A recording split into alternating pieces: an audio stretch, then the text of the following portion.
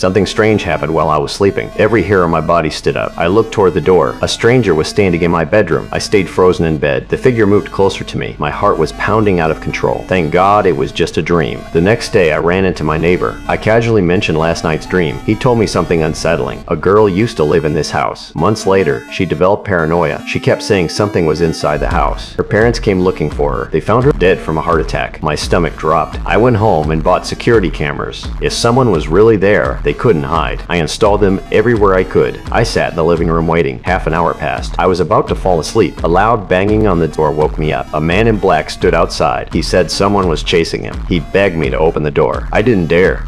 Please come inside. Open the door.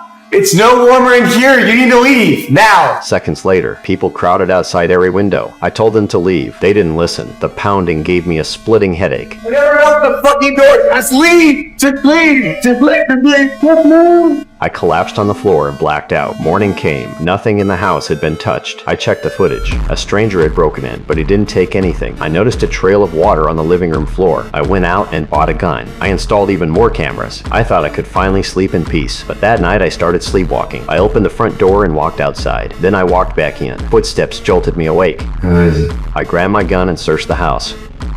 The cameras had been torn down. A steel pipe lay on the floor. The front door was wide open. I rushed outside and bumped into my neighbor. I told him someone had broken in. We went inside and found nothing. He said I was overthinking it. He suggested I see a therapist. Sirens wailed outside. My neighbor went out to handle it for me. I started to suspect he was the one scaring me. Maybe he wanted me gone. The next day, I stayed at a friend's house. I lay in bed, unable to sleep. That man was all I could think about. I felt like he was still following me. Midnight. My phone buzzed with a camera alert. My neighbor was standing at my front door. I drove back immediately. I pulled out my gun and confronted him. What are you doing in my house? Get that thing out of my face and I'll tell you. No, man. Give me the gun.